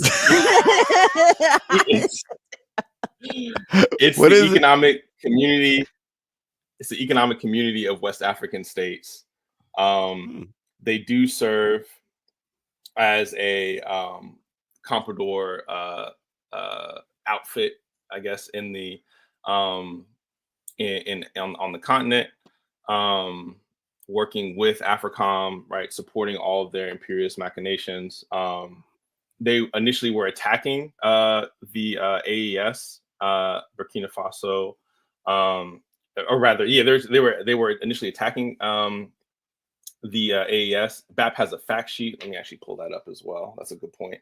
Because the Sahel states chunked the deuces to ECOWAS. They said, "Nah, dog, we out. See ya." But not just them. Didn't Senegal leave ECOWAS, or they talk about leaving ECOWAS? They ain't like how the money was circulating. Probably ain't that always it? Some people don't get enough of their cut, and they be like, "I'm out." ECOWAS is like Muriel Bowser, Eric Adams. You know what I'm saying? Like they the front black faces for the white interests. You know what I mean? Like I see the connections. I see what y'all doing over here, BAP, PACA, CMB. I'm putting this shit together slowly but surely. I see it all coming into clearer focus. Okay. So I guess appreciate that. And I'm gonna put the fact sheet in private chat so you can share that, Doctor. ECOWAS is Congressional Black Caucus for Africans. I'm sorry. I love that laugh. I crack myself up sometimes. No, shut up. I gotta do that one. So just to clarify, right? The ECOWAS was threatening to sanction the AES, so they left, right? Threatening them because of their revolutionary activity. And I did drop the link in the chat that will connect to the Black Alliance for Peace fact sheet on ECOWAS. But I just want to read a little bit from that while we have time, since we got a question. Yeah, we got a couple minutes. So the U.S. and EU states work with intergovernmental regional organizations like the Economic Community of West African States, or ECOWAS, as a geostrategy to give cover for neocolonialist interests. As developments in Africa have reached a crucial point, it becomes more important to critically understanding the origins of ECOWAS and its current essential function.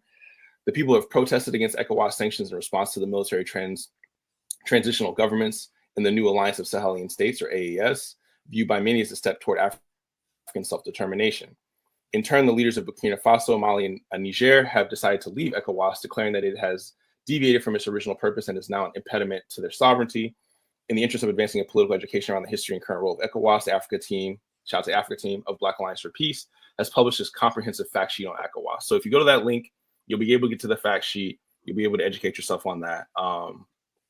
Yeah. And okay. All right. We got one last pressing question. Keontae, before y'all leave, Evan, did you go bald because of Onyx? He would have had to go on bald in like the 4th grade. I know. I was like, how old do y'all think I am? 91, 92. Like, damn, how old was you around that time? Oh, baby. I was 3, 4. Like, oh, yeah, damn. I was a kid. Yeah. I went bald because of genetics, unfortunately. But I still had hair in 91. You know, I had a good run. I can't complain. Okay. So real quick, I'm always trying to pinpoint how male baldness originates. Is it accurate that it comes from the mother's side of the family? Are men on your mother's side of the family's absent of hair? I didn't have a chance on either side. So. Oh, well, damn. Yeah, doctor. My granddad had hair. So which one? Who's that? Your mama's daddy? My mom's dad. Yeah, my dad's dad. I never met my dad's dad, and I don't know if he met him, so I don't know. Okay. Yep, the Black families. All right, well, there we go. Another remix morning show. Output was a Rolling Stone. Sir. That's not just Black families. You're That right. is You're right. the mandem. Across races. Yeah, you're right. You're right. You're right. Why is Elon like this? This is our moment, Ear Doctor. Bald men, this is your moment. Answer the questions. I mean, point blank, I just didn't like the fact that my hairline kept going back farther and further, and I was just like, yo, let me just shave and get I got a nice head. So I was like, all right, let me rock the baldy. I will say mine started to thin during the pandemic, and it was a nice time to like try out the bald look and like, you know, feel comfortable with that before. Yeah. Well, let's get up and go. Let's get up and go. I mean, you only got to shave it once a week.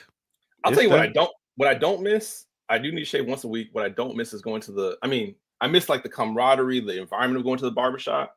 But yeah, those those prices were getting when I used to for I remember it baldy used to be $15, like- $20. Get out of here. I remember it used to be like $20 for like a cut. That's 20, like that's tip included, shape up, all that good stuff.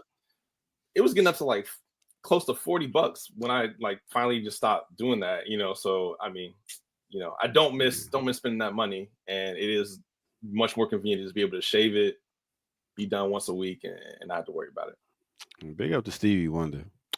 All right, well, that's another Remix Morning Show.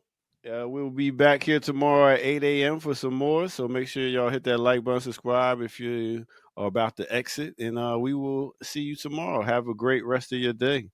This is the Ear Doctor. That's Evan. That's Burn It Down, Kim Brown. Peace out, people. Do your thing. Remix Morning Show. Peace. Remix. Remix.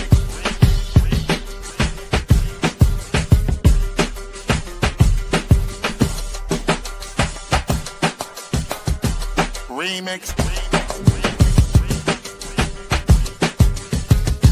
Remix.